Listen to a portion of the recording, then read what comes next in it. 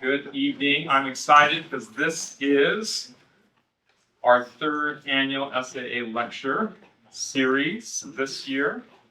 The SAA Lecture Series aims to showcase academic research and ideas from our sister Seventh-day Adventist colleges and universities. We believe that inviting professors to share their academic passion and research interests, we can empower you, our students, and our larger community to do one of our SLOs, our Schoolwide Learning Outcomes, which is to think critically and with curiosity. So this evening, I have the honor of introducing our speaker, Dr. Amy Leukert. Dr. Leukert currently serves as the VP for Student and Spiritual Life at Pacific Union College. And I'm going to read her little bio that's on the website there.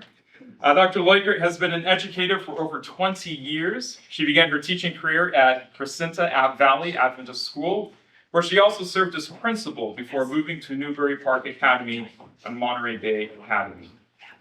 In addition to her bachelor's in music and liberal studies and master's in education, administration, and leadership from La Sierra University, Leukert also earned her PhD in education from Claremont Graduate University, where she wrote a dissertation titled Choosing God, Choosing Schools, a study of the relationship between parental religiosity and school choice. She has written books focusing on Adventist education and culture, in addition to her peer-reviewed publications. Her latest book from 2023 was Thriving, 31 Stories on the Impact of Adventist Education, a collection of stories from people who built on the foundations of their Adventist education and have thrived in their fields. Please welcome Dr. Leukert.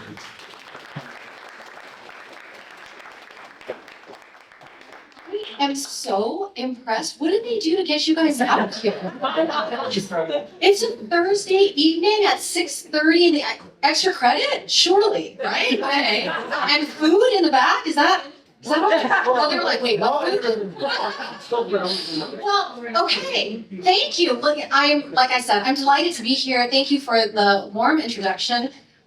We've got a lot to cover in these next 50 minutes or so, but I promise it'll go fast. But first of all, any seniors here? Seniors, raise your hand.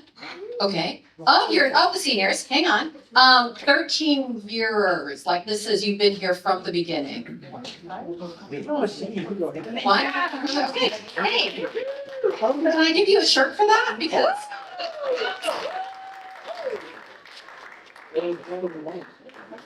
How about, I am looking for a student who, can you tell me a little bit about your favorite teacher and why? Okay, I had a first hand up.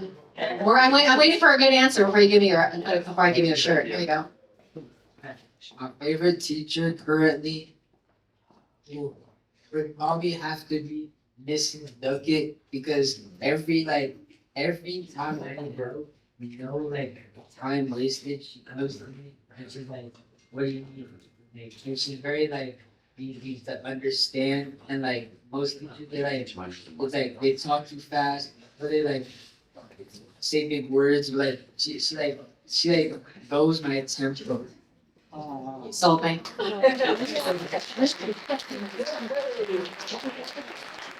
Hey, listen, I'm due for travel tomorrow, so we've got more of this, right? But now, parents. Raise your hand if you're a parent out there. Wow, thank you so much for being here. Are one of you willing to share, if I bring the mic to you? I know, Kimmy, or you can just say it from there. Somebody willing to share your connection to Adventist education? Was your child just, you decided, you made a commitment? Are you a product, third generation? Your parents built a school for you to attend? Any of that? Where are you? Anybody willing to share? I saw some hands. I know there are parents out there. I should have said this first. Somebody's just going to call out, this is my connection to Adventist education. Come on. Yeah, go ahead. Yeah, so when I was a junior, down in Huntington Beach, Southern California, never even heard of Seventh-day Adventist or Adventism, and my parents made some friends and sent me off to a boarding academy. And then a couple of years later, I ended up at PUC and drank the Kool-Aid, became an Adventist, and I've been a champion for Adventist education ever since. Wow, thank you, sir. That's my talk right there.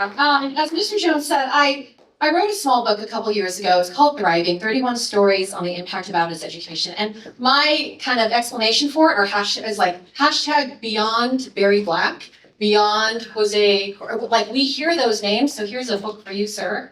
Thank you for that. We hear those names, but I have been so impressed by the students that I've come in contact, my colleagues, my friends who have graduated from Adventist education, and they've gone on to do amazing things. Do you know that Barack Obama's personal physician is an Adventist, graduated from our institutions?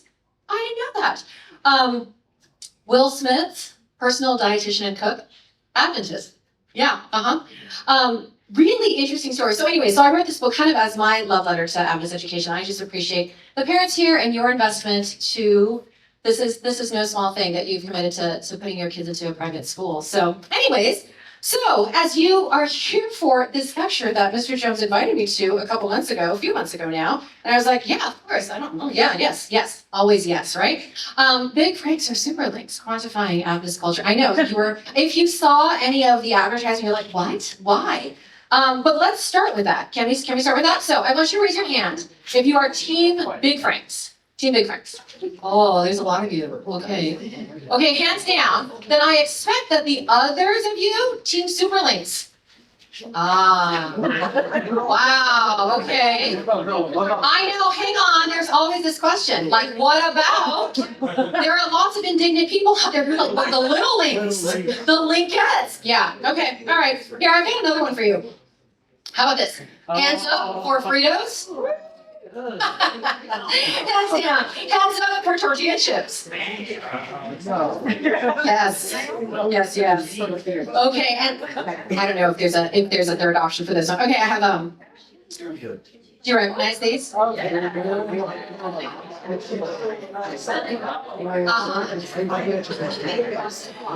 couple funny things.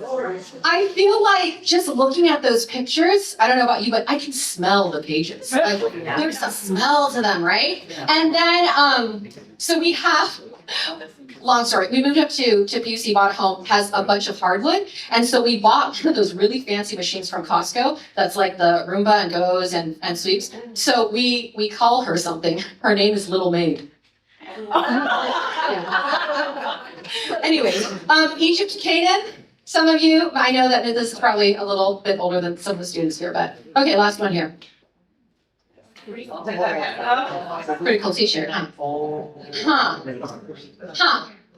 So tell me, what's the controversy in this picture? Drums. What's the controversy about drums? Whether or not you're supposed to play them in church. Right. Okay, so the fact that we just had this conversation, that when you saw Big Franks and Superlinks, that you knew what to vote for when I showed you Fritos and tortilla chips. How is that even possible that we had this conversation? Like, I don't know many of you. This is the first time we've met. Most of you here are way younger than I am, and yet we have a shared understanding about something, don't we? That is called Adventist culture. So we're going to get into that. Mr. Jones invited me several months ago to come and speak for this lecture series, and I have to tell you guys, I was so impressed that the administration would create a space like this for those in your community, for you, for outside your community to come and share. And I'm impressed that high school students would attend an evening like this. I'm impressed that the community would support this neat platform. So can we first applaud your administration and staff?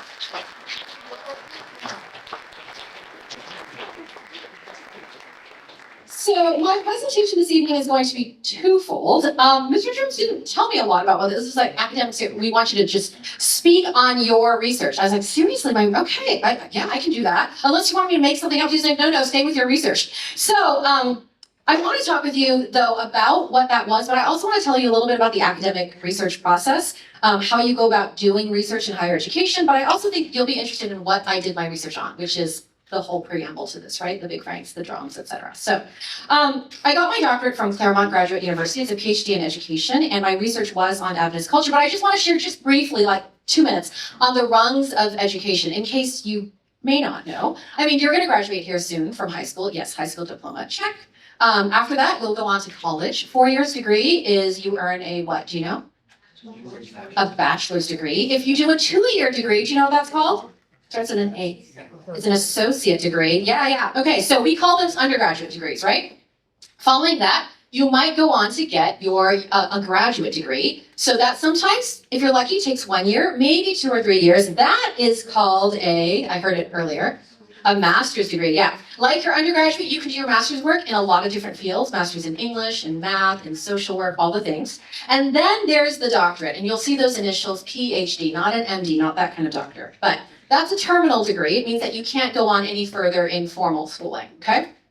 So, as many of you will go on to do these things, there's always a research element included in that. So whether it's your bachelor's, your master's, for your bachelor's, you graduate from PUC, 4 years there, and then you'll do a capstone project or a paper, okay? Your master's is sometimes called a thesis, where you'll write and write and write. And then your doctorate, you get to that point, and you have what's called a dissertation, okay? So you take all these classes, and then it's time for you to do your research and delve into this dissertation. You may have heard that before. It's just a really, really big paper. Depending on what field you're in, it often requires years of research.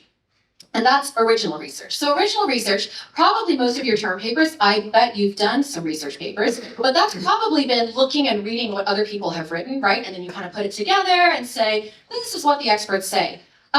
When you start talking about original research, that means you're going out and you're collecting data on your own. Okay, so that, and then you go and you analyze that, and that becomes part of your dissertation that you write up. We're talking 120, 150 pages of writing.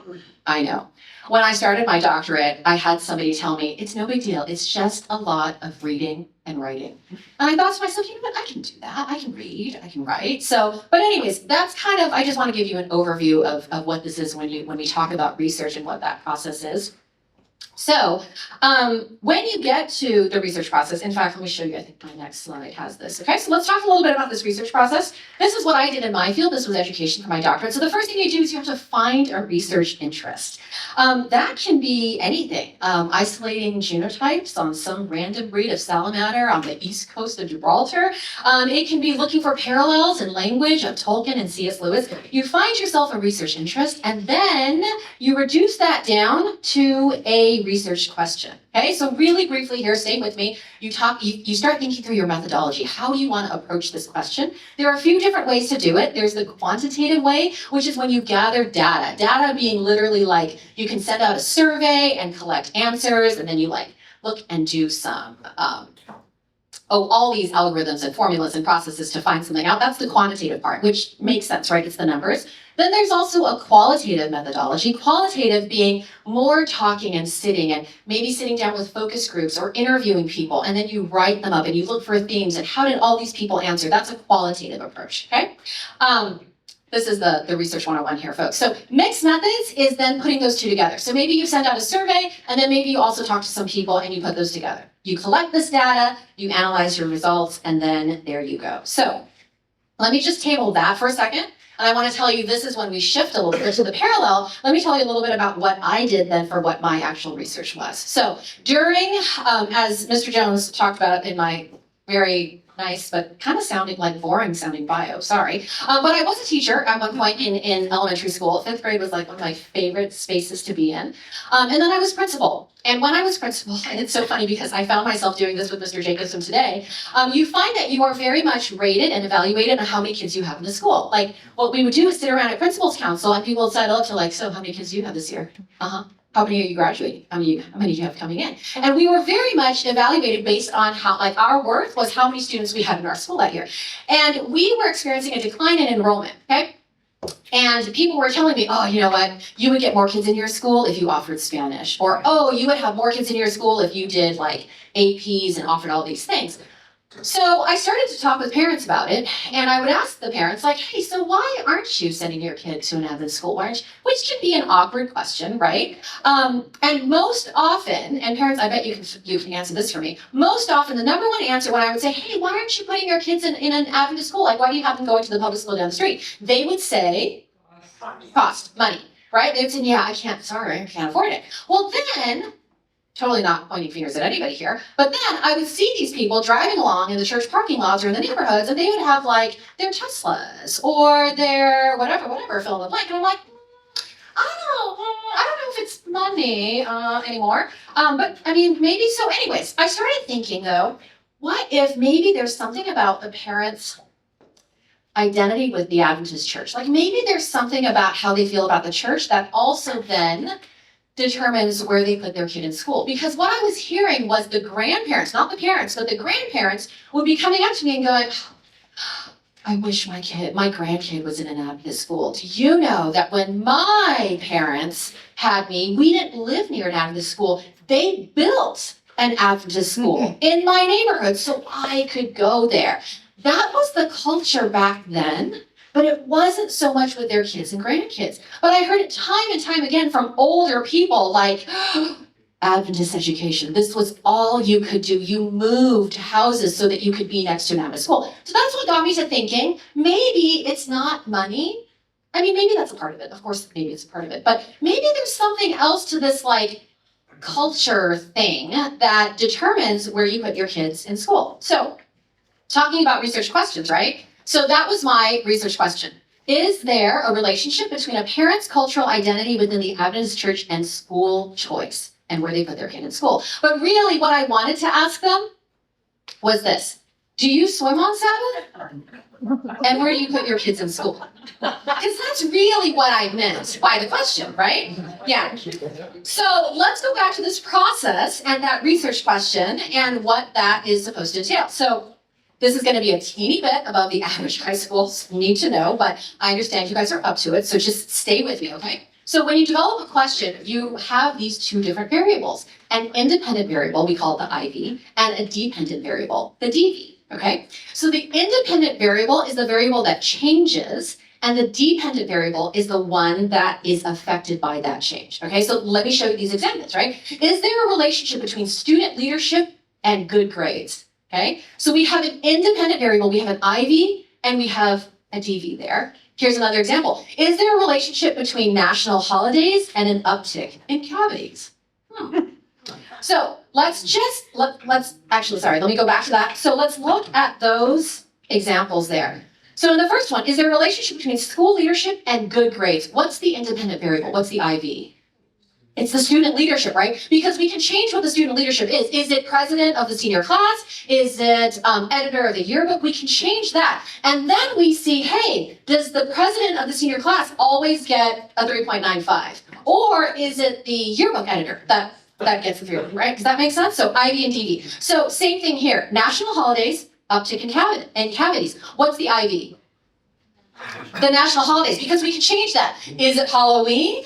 Is it 4th of July? Is it Christmas? And then what's affected by the national holiday is the cavities. Does that kind of make sense? Okay, so let's go back to my research question here. Is there a relationship between a parent's cultural identity within the Adventist church and school choice? So my IV, my independent variable here is that cultural identity, okay? The dependent variable, what's going to be affected by that, how Adventist is your parent, and where do you put your kids in school? That's the dependent variable, okay? So walked you through these examples already. So let's go back to my, question here. The problem with my question here is when you look at these examples, like I was saying, the student leadership, that's a quantifiable thing. You can pick SA president, you can pick newspaper editor, you know what those things are, right? Same with the national holidays. We can choose them. We can choose whether we want to look at Halloween. We can choose whether or not we want to look at the 4th of July or Christmas. But the problem with mine was my IV, my cultural identity, that's not quantifiable. Like, how am I supposed to do that? Like, I can't walk up to you and say, hey, how Adventist are you? Right? I can't. That's not really a thing. I mean, I can say these code words like Big Franks and super links, and I can see how you respond by it. You all laughed about it. When I was working with my dissertation committee, none of them were Adventist, right? And so I couldn't talk that language. I couldn't speak that language. So I would say things like, I couldn't say haystacks, for instance. Like I had to tell them, it's like Taco Tuesdays. And they're like, okay. there are 3 people out there now in Claremont Graduate University that know a lot more about Adventism than they used to. My funniest story, and I think this will probably be more for the parents in this room, but on my dissertation committee, at the end, I get through my defense, and I'm like, any questions? And I'm like bracing myself, like, please don't ask about the data, please don't ask about that. And somebody in the back raises his hand, and he's like this brilliant economics professor who happens to be on my committee, and he goes, what's colporteuring? And I was like, that I can answer. Friends, colporteuring is when you go door to door selling books. Anyways, okay, so this was the problem, was that I had to first quantify what Adventist culture was before I could then measure it with school choice. Does that kind of make sense so far? Are you staying with me? Okay.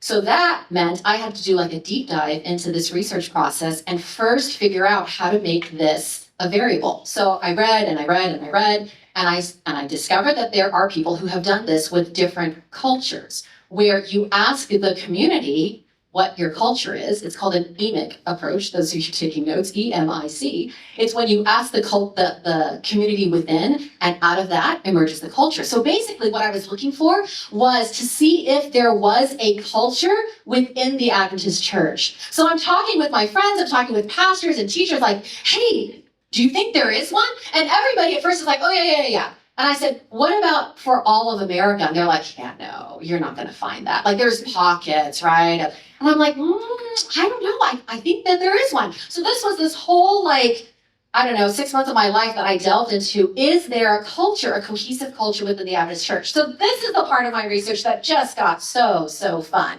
So the first thing I did was I developed a sample. That just means that I asked tons of people across America. We did not take into account Canada or Mexico, so it wasn't the entire NAD, but we went to all of America, and I tried to get representation from all parts, like not just California, because California, as we know, is weird, and not just Texas, but all over, okay? So this is what I asked. So I asked this sample. I want to say there were about 80 people in the sample, and so this is what's called snowball sampling, where I asked somebody, and then they were like, oh, you should ask my friend, they live in Kentucky. So I would talk with a friend in Kentucky, and then they would give me somebody else. So this is called snowball sampling. So this is what I asked them. I said, imagine a traditional Seventh-day Adventist who lives according to the prescribed Adventist culture. And I asked them, what behavior or characteristics would you expect to see in these individuals? So I bet even those of you in high school here, you probably can picture somebody in church who is these things. Maybe? Like, who is Adventist, right? Okay, so that's what I would say. I would say to these people, I'm talking with them on the phone or I'm meeting them in person, I say, what behaviors or characteristics would you expect to see in these individuals? So there have been presentations that I've done where I've actually had the audience like type in answers as well, and it's so funny to me. So I'm on the phone or talking to these people, person after person after person, right? And I told you I had about like 80 in my sample for this. By the first 15, I had reached what in research terms is called saturation. That means your answers were the same over and over and over. And I bet I can ask you, what do you think these people said? What behavior or characteristics would you expect to see in these individuals? You want to call it out? What would you see? That little lady in the back, what does she do? What behaviors, what do you see? She judges. Yes. Yes. What else you got? What do they do? What's a traditional Adventist? I don't know if they raise their hands in church, friend. Never smile. Never smile. Okay. Okay. I'll take that. What else? Long dresses. So conservative dress. Okay. Pray about everything. No jewelry. No makeup. Prayer. No makeup. Critique. Ooh, critiques the pastor's sermons. So I'm going to translate that as very biblically based. What do they eat? Yep. So I have this conversation over and I tell these people that I'm interviewing, just list them to me, right? And I'm recording it and I'm typing as fast as I can. And let me tell you, the lists were the same. We don't drink, we don't wear jewelry, we don't wear makeup, we go to Pathfinders. Some of you, we haven't gotten to that part, but Sabbath observance, right? Oh my goodness, there's a whole bunch about Sabbath observance. This is what we do on Sabbath, this is what we don't on Sabbath. Man, there were some funny answers. I had one person say, in my family, the bar was, we don't sweat on Sabbath. So you could go on nature walks, but don't run. Don't run. Right? There was the quintessential, you can wade, but you cannot swim on Sabbath. There was a lot about Sabbath preparation. There are people who said that they had like a special Sabbath tablecloth and special Sabbath meals, and you gassed up on Friday afternoon. I just shared this presentation with my freshmen up at PUC, and I asked some of these similar questions, and I was like, what did you do on Friday? And number one answer, clean. You clean on Friday, right? Some people talked about soaking beans on Thursday so that they could cook them on Friday so that they could eat them on Sabbath. Special Sabbath pajamas. And then you get into the world of like veggie foods, right? There's a whole language of that. I know you guys don't do Facebook here, but there's a Facebook group called the Best Adventist something veggie food or something. That group is out of control. There's like 10,000 people in there, and you just put in a question like, hey, what's your recipe for special K-loaf? And oh my, like 300 answers. Boom, boom, boom, boom, boom, boom. So veggie food is the thing. So let me show you. Once I gathered all 80, right, samples, I wrote all their lists down, and then I put it into a software that helped me reduce them. So like if somebody said long dresses, and somebody said never wears pants on Sabbath, and somebody, so those all got reduced into one single statement. So this is what I got. I know it's a little small there. Sorry, but it's 27 items. I know. Thank you, adults. Because I always had to wait, and then the person would laugh, and then I could go on with my thing, because 27 fundamental beliefs is kind of a number in the Adventist church. So not on purpose. And then somebody would say, wait, but there's 28 now. And I'd be like, yeah, I know. Anyways, so these are the 27. I know it's a little bit small up there, but this is what I reduced it down to. And you can see some of the things that we just talked about here, right? Vegetarian or vegan, leads a conservative lifestyle, knows and follows rules, right? That was pretty much talked about in here. Sends children to an Adventist school. I'm just kind of picking things right like around there. Is knowledgeable about scripture. So those are the 27 things that got reduced down, okay? So then this was the next part of my research process in order to see if we had a cohesive culture. So this was phase one. The next part was I took those 27 items and I cut them out into like little playing cards, and I either met with my next sample of 80 people, or I actually mailed it to them, or we did this on like Google, and then they moved cells around and all the things. But this was their task. So first, I explained to them what I was doing, and then I would say, okay, I need you to rank order the 27 statements, spelling, from most likely trait to least likely trait. So again, here were the traits, right? So here you have all 27, and I want them to say, what is the most likely thing that you would see in a Seventh-day Adventist, and what's the least likely thing? Understanding that all of these things were given up as these are behaviors or traits. So I want you to take a look at that. I shared these cards, and we did this task with, again, 80 people across America, Kentucky, Hawaii, Michigan. And what I was hoping for, what my research was hinging on, was that there would be a consensus, okay, as to what the top things were. If there was a consensus, then I had a variable. Then I had something that I could say, this is how Adventist you are. So I want you to take a look at that. And I want you to think of, if I had these cards for you, if I had them on a sheet of paper, what would you circle as the top 3 things? What would be the most likely thing that you would see in a Seventh-day Adventist? I know it's a little small, maybe you can get your phones out, sorry. Let's just see, because I will say, when I have done this across all of my presentations, usually you will pick one thing right out of the top 3. Usually. There are times where people pick the first 3 things. People had a lot of fun with this activity. They would put their cards out and they would like lay them in order like a train. And then they would like move the cards around. I had somebody say like, man, you need to bring this to potluck. This is such a fun game. Okay, are you ready? Here's the top 3. So the first one is keeps the Sabbath day holy. The second, if you can see it, is embraces a distinctive faith framed by Adventist doctrines and underlined by a sense of differentness. And the third one is Ellen White. Anybody get one of the three right? Yeah. Yeah. Okay, hands down. So, what emerged from all of this was yes, there was enough consensus. I could call this a variable. So then what I did was I took the top 13. Here are the top 13, okay? And I put that into a survey instrument. Remember I talked about collecting data and sending things out? So I put this into an instrument. So I asked all these questions, okay?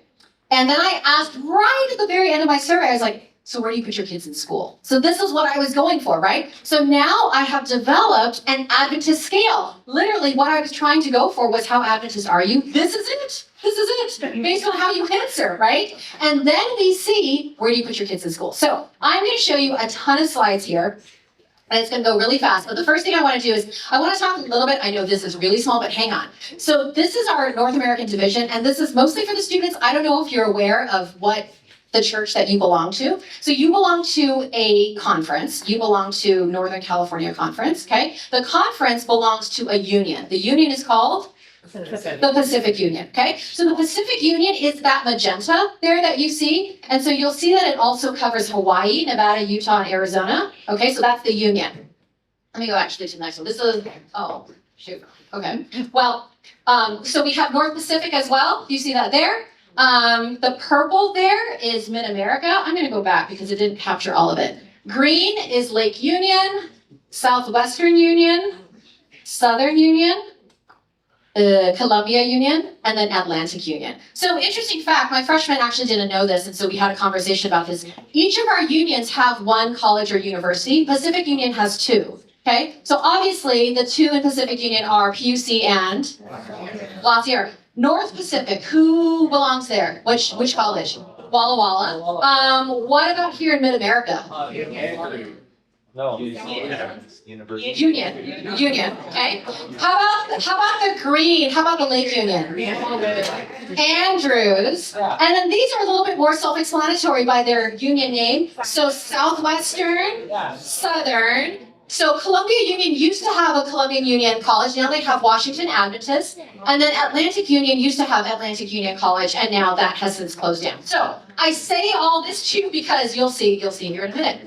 All of my slides are separated by unions and how those unions. So again, I sent this survey out, blasted it all over social media, had churches put it in their bulletins. Please, if you are a parent of a K-12 child, send in the survey, take the survey, it will take you 5 minutes. So I collected over 1,000 responses from across America, and this is some of the data, okay? So just for funsies, I decided to include some doctrinal questions, okay? So my freshmen at PUC, and maybe some of you students are like, what? The investigative judgment began in the second apartment of the Heavenly Sanctuary on October 22, 1844. So this was doctrinal, this was not cultural, but I just want to share it because it's kind of fun.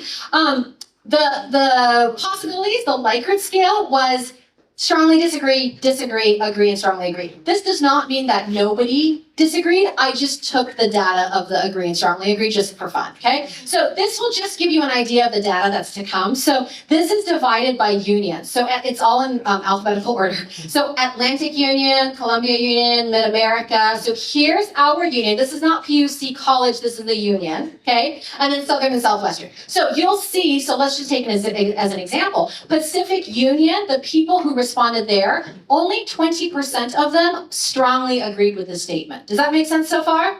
Okay, so let's just keep going. I know there's a ton. This is doctrinal as well. Jesus Christ will come the second time in our generation. So that's a question in my survey. And I had, do you strongly agree, disagree, or strongly disagree? These are the people who agreed or strongly agreed. You can see North Pacific and Pacific Union tend to be even in some areas, but only 14 and 12% strongly agreed with the statement. Contrast that with Atlantic Union, just for fun, not throwing shade on anybody here. 58% strongly agreed with that, okay? So, a few more slides. God created the world in 6 literal days, approximately 6,000 years ago. Lots of agreement on this, but you can still see that Pacific Union is the lowest as far as strongly agree goes. Those of you in the back, if it's hard to see, just again, the blue is the strongly agree and the red is the agree.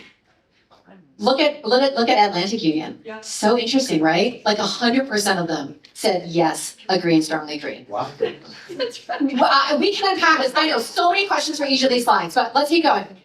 This is another doctrinal one, although cultural as well. Ellen White was inspired by God, and her writings are an authoritative guide for Adventists today.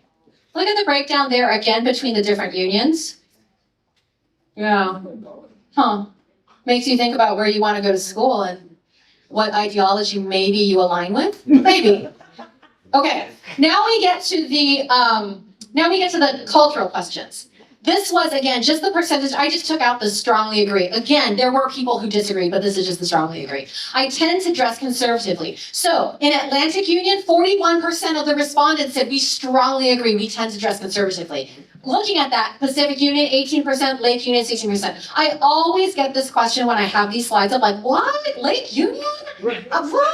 So the only answer I have is that many of the respondents may have come from a more urban area in Lake Union and not like the Upper Peninsula and all this. So that's all I got for you. I live healthfully, which includes not eating or drinking harmful things. You can then again see the breakdown of who strongly agrees with that. Interesting. Couple more. I live by biblical principles. These are the people who strongly agree. And there's always so much like chatter about this, like, wait, what? In my household, we prepare for the start of Sabbath on Friday evenings, both in thought and in activity. Huh. Maybe think about where you land in this. Would you up that percentage in the Pacific Union, or would you drop that percentage? Not judging, just a conversation piece. Here's the last one here. I make it a priority to keep the Sabbath day holy, both in activity and in worship. Interesting, right? The Pacific Union versus Southern Union versus North Pacific, Atlantic Union. So funny story, I was presenting this to a bunch of union administration. And so we're sitting around and they're seeing their union. And I was like, this is a safe space for conversation, you know? And there's one person who looks over, I don't remember where they were from, but they looked over at the AUC leadership and they were like, dude, how do you get your people all up there in the 100%? And he, without batting an eye, he turns back and goes, oh, we don't let any of those low ones in. Just joking. But it is definitely interesting. Okay, so I told you I was after this score, right? Like this Adventist scale of how Adventist you are. So I found it. I got my score. So let me just break this down for you. So this is again by unions, okay? The blue stands for low cultural consensus. Cultural consensus. So basically that means that when you answered the question, you scored, you're not, to answer the question how Adventist you are, the blue people, not very Adventist, okay? The red people, middle of the road Adventist. And then the yellow are the really, really Adventists, okay? So when I explain this to audiences like this, we can say that the low cultural Adventists, and I say that very carefully, I mean no shade again, but if you are low in that cultural context, that means maybe that you drink a glass of wine, that you play competitive sports on or after Sabbath, right? Like you're not that Adventist. And I feel funny saying that, but I know that you understand that. Then when we get to the red, the moderate, the medium cultural consensus, those Adventists are like the middle of the road. Like, yeah, we play competitive sports. We might not play on Sabbath. We might not go to a football game on Sabbath, but we will go to a football game otherwise. Like, some of us eat meat, some of us don't. Like, that's more middle of the road. And then you have the high, like that's the really, really Adventist. Like, they might not have mustard or pepper in their pantry, like those Adventists, right? I know, people are like, oh, stop. I don't know what to say. Those are really, okay, so now you can see a little bit of what this means. Yeah, and this is why that AUC leader said what he did, like, oh, we don't let any of those low ones in. This is what he was talking about. So lots of high cultural Adventists in the Atlantic Union. And then if you kind of keep going, you can see in the Pacific Union, there's the highest of the low cultural consensus Adventists. Does that kind of make sense? Do you see that spread? Okay.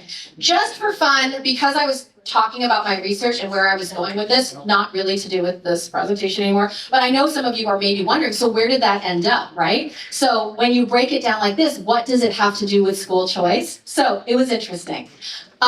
It kind of followed what my hypothesis was. So I thought, like, the less Adventist you are, occasional glass of wine, you wear lots of jewelry, you're not going to put your kids in Adventist school.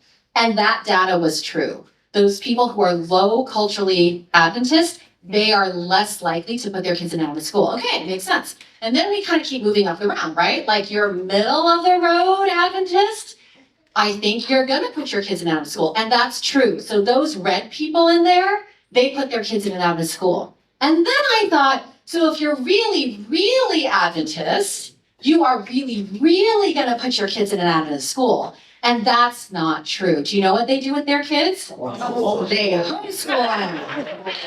That's correct. So that's a whole other conversation.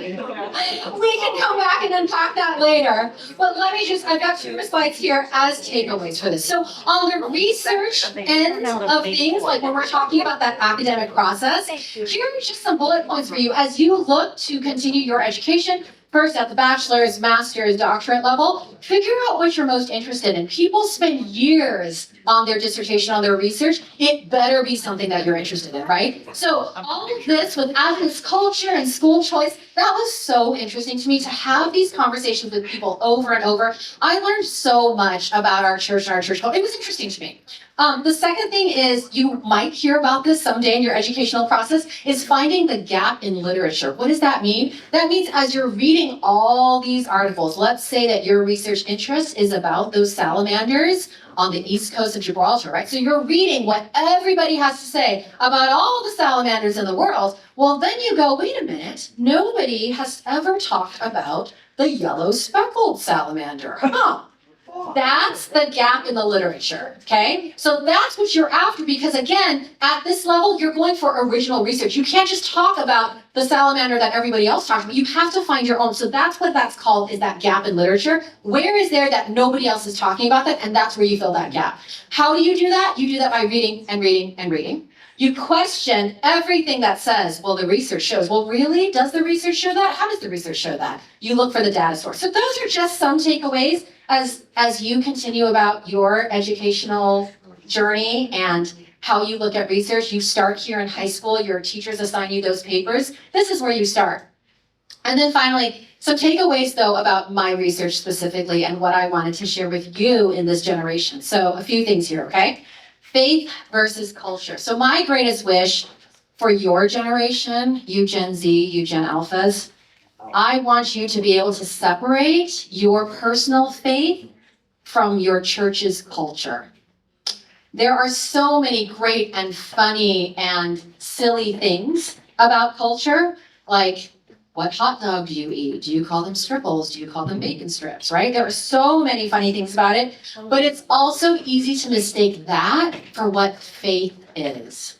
And I don't want you to think that what you wear and what you eat and what you do on Sabbath, that's not your faith.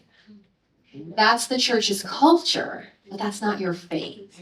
And your faith is your understanding of the Bible. It's your understanding of Jesus. It's your relationship with him. So be careful of that. Be careful that these things that we were laughing about and Sabbath and Ellen White and swimming and all those things, like that's not what faith is. And I want you to be able to differentiate that because there are some people in the church who think that the culture part is actually what faith is, right? And it's not. So when I had those research questions and I'm sitting on the phone talking with people like, hey, list for me the things that a traditional Adventist does. So these people are listing, right? Well, we don't drink and we don't and we wear this. And then she got to the end and she was like, that doesn't sound like a very nice thing to be. And she was like, well, we're not like that. But again, that's that convolution between faith and culture, okay? So second thing, what is the principle behind the practice?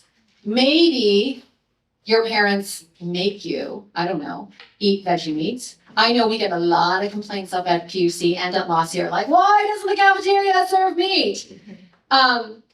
There is a principle behind this. It's not just that we think it's evil and that we think, but that's one of our cultural beliefs, is that we think this is a healthier way to go, right? So there is a principle behind this. You might disagree with it. And that's totally fine. But there is a principle. It's not just that we're being petty or that we think it's sinful, okay? The second thing is Sabbath. That's a big one, right?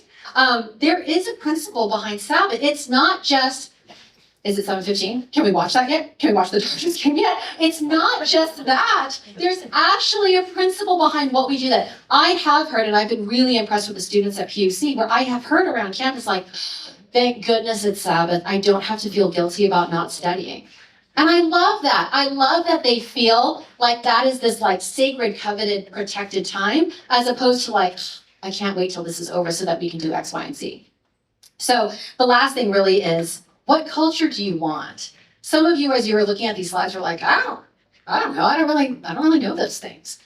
There were some people, as I was sharing, that I talked on the phone with, that were listing for me all these things. They would lead by saying, this isn't who I am. This isn't what I do, but this is what the culture is, right? So your generation, you have the opportunity to change that. What is the culture that you want to see? Do you want it to be about veggie foods? I mean, maybe, I don't know. Do you want it to be about waiting on Sabbath? But this is something that you get to start as the future of the church, is what is that culture? Because it doesn't have to be what your parents and what your grandparents were. So that concludes my lecture.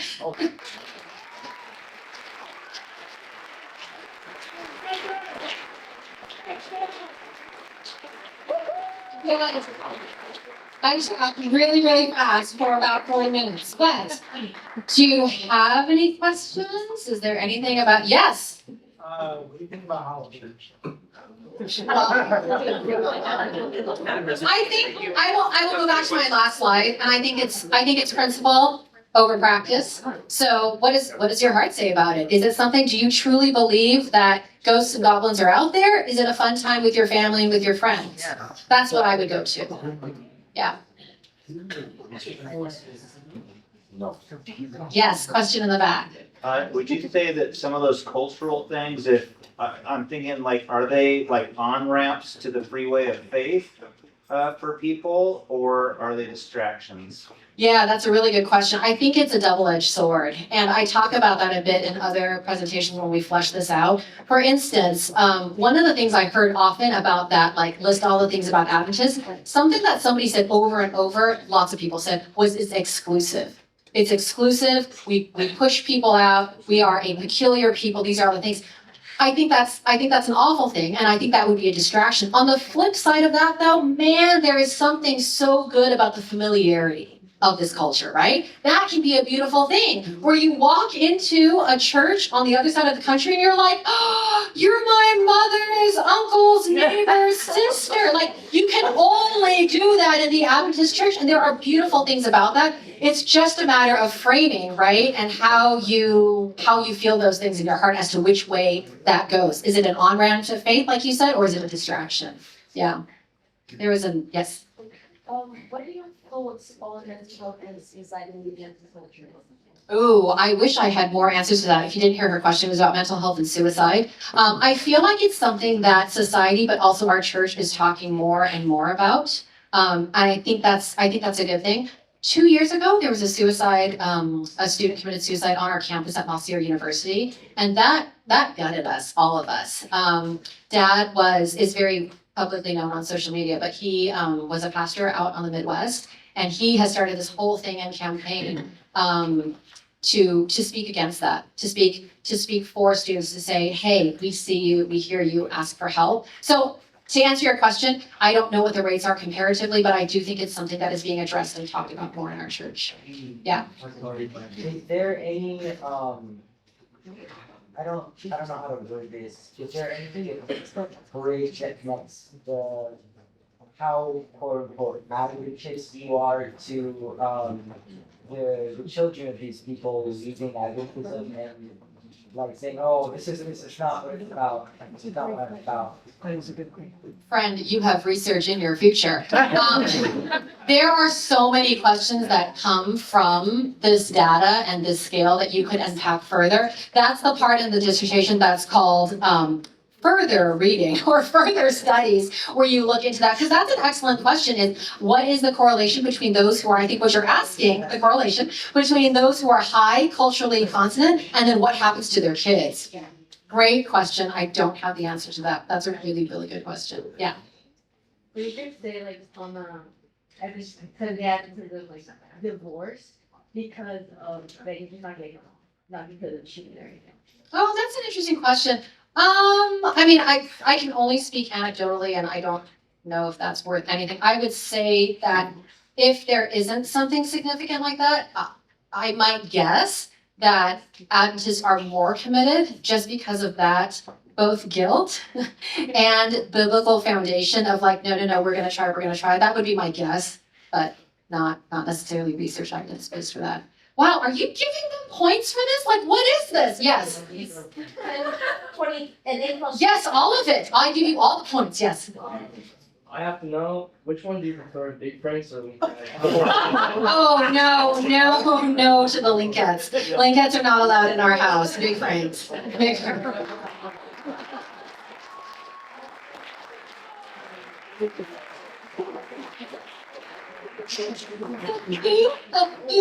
The food culture in Adventist is so funny. I married a white Adventist, like white Adventist.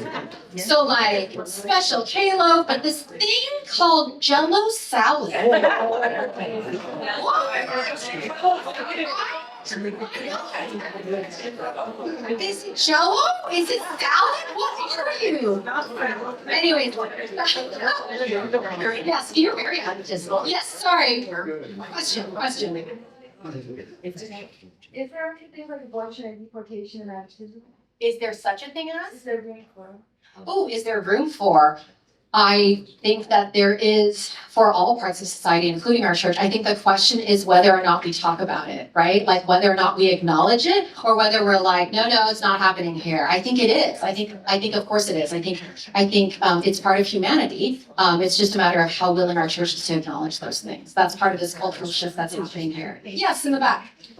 Tell me if I'm reading the data right. It sounds like you're saying that the moderate on the scale is going to be the one that's primarily floating the education system, not the lower end or the high one. Is that accurate? Yeah, so if you really want to get into that, so there's a stat that I've heard for years and years, and that is of our church's children, so everybody who goes to the Adventist church, they're of those kids, right? 30% of them go to an Adventist school. And if you look at this actually kind of mirrors that. You see a lot of that 30%, right? So yes, from this data, the people in the red, those are the ones floating the Adventist educational system. So my theory, just because you asked, is that our world and our society and our church is continuing to become more and more polarized, right? Those who are swinging left are like going way left. Those who are swinging right are going way right. What does that mean for that middle window? That middle window is shrinking. So if that's the middle window that is putting their kids in Adventist school and is shrinking, that's at least one part of the puzzle as to enrollment numbers. Yeah. Because what my data also showed, and I don't have that up here because we weren't going there, it's not all money. Those who make over 150,000, yes, more likely to put their kids in Adventist school. Those who make less than 40,000, yes, less likely to put their kids in Adventist school. But the ones in the middle, there's almost no differentiation between 40 to 60,000 or 100 to 120,000. It's really kind of interesting. Okay, there was another question here, sorry. Does the like culture and kind of exclusiveness of Adventism cause great feelings of shame or like not being good enough for Adventism? Oh, 100%. Oh, 100%. I was at a conference. It was a religious conference, not Adventist. I was presenting on some of this data, but there was another group presenting like right next door, and I went and listened because I didn't recognize any of their names, but the presentation was about Adventists leaving the church. And so I went and I listened to it, and oh my goodness, the stories there. But that was actually one thing they talked a lot about, was that when they wanted to leave the church for whatever reason, there was so much guilt and they were cut off from a community. Like they could no longer see their dentist because their dentist was Adventist. They could no longer like use their babysitter. You know what I mean? Like, so there is something about that close knitness that is also, that can be a negative. Does that kind of answer your question? Yeah, it's a good question. Yeah.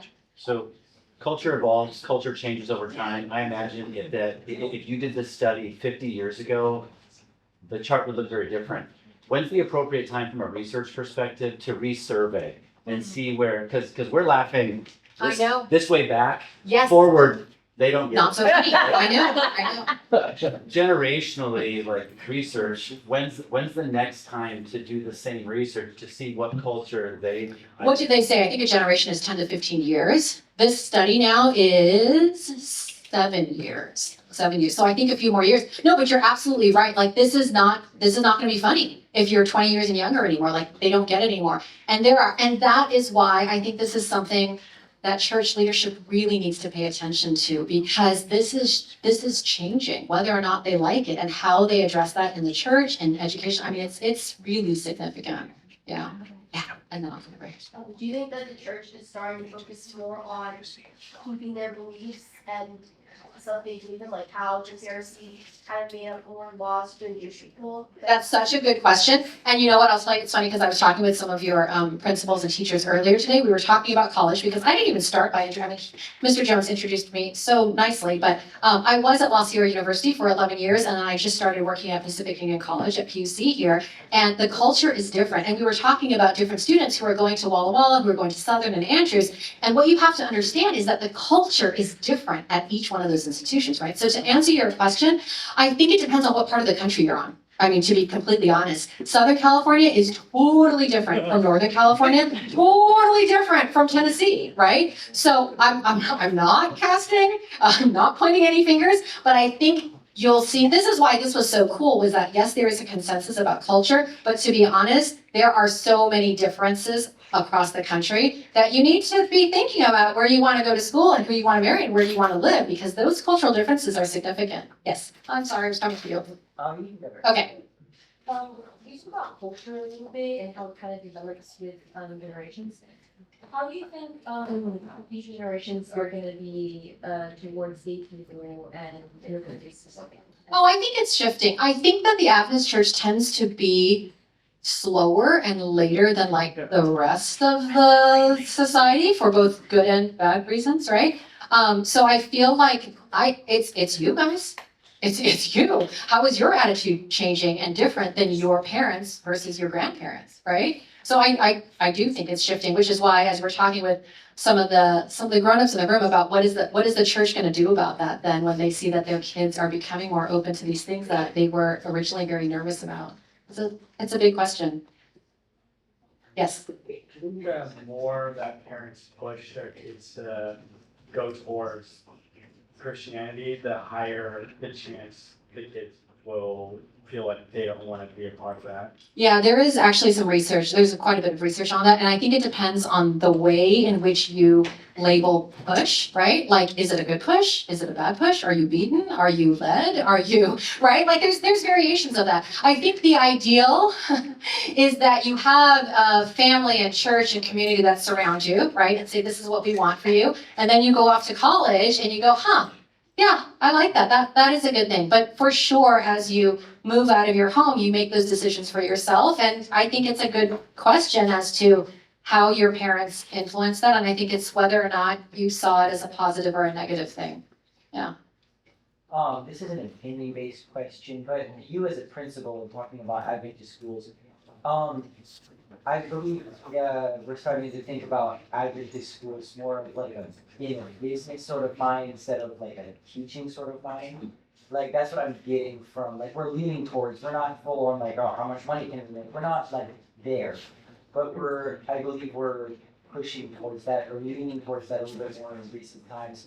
How do you think this, the data you've collected would translate how a principal on from one school for each one of these standpoints, how do you think they would start running things? Do you think the lower would run as like less price-based school, like, oh, let's like, try to focus on more Yeah, it's a really good question. Well, it's hard. Being a principal is hard. There are so many things that you take into account, and unfortunately, money is a big driver of that, right? Like you can't fund a school, you can't hire teachers without money. However, I have been very interested by what you were saying about the cultural pulse and the cultural climate of a community, because I have wondered, like maybe there's a school with low enrollment, but maybe the culture of that school, let's say it's really, really low Adventist, but maybe they're sitting in a community that is really, really high Adventist, right? And so there's going to be a mismatch there, and the community is not going to want to attend that school. So the question for the principal is, does the principal become and change their school to be a more high culturally confident Adventist school or not? And that's a tricky question, because there are some non-negotiables, I think, in some people's heads as to like, no, I'm not going to do this to my school and to my constituents. So it's a big question for sure. But I think also to your question, I think the balance that Adventist educators have is we are, as a school, often not Adventist enough for those people over here, and we are too Adventist for the people over here. And it's how then do you balance that with and still make money to hire people? Yeah. Yeah? Oh, yes, in the back. Was there any breakdown as far as like ethnic groups were concerned in terms of your course? Yeah, I do have that. There wasn't any statistical significance in there. The one thing though, just anecdotally, that I will say for the AUC, because I used to have a lot of questions about Atlantic Union, is those leaders in that conference said, we have had such a great influx of the immigrant community coming into Atlantic Union, and they tend to be more conservative. So that's why those numbers might be skewed a little to conservative. But yeah, otherwise there was no real statistical significance. Yes, in the back. And then we'll do this last one. Wondering if any of your research looked at how many Adventist schools in a certain region, if there was just one in a region versus like 3 or 4, does that change the likelihood of people sending just because they have variety? Because they have different options, or is it Yeah, still that's a good question. No, I didn't. I did a breakdown because it was only respondents and I got their zip codes, but I didn't then cross-reference that to the schools in which they came from. Okay. Yeah. But what I did, I don't have those here, but I did do a breakdown of the respondents and their cultural consonants right across the US. And then I superimposed the voting for 2020. Now that was interesting. That tracked probably how you would think it would track. So anyways, okay, last question. There are things like traditional family roles on the screen, which seems in the past. At what point does it seem like tradition just comes back? Yeah, I think that goes to a question that somebody else asked. I mean, I think tradition is both good and bad, right? And it just depends on how you frame it. Is this something that, even when we talk about family traditions, is it something that we love to do, or are we just bound by it and everybody has to do it every year? I just think it depends on, the framing of it and what you believe about it. Is it just something that you're doing just to do because of the image of it, or is it something that you believe in, which goes back to that principle behind the practice, right? Yeah. Okay, well, if you're a high school student, I think I get to see you again tomorrow for chapel. We'll be talking about something totally different. But thank you, everybody, for coming out and all your questions.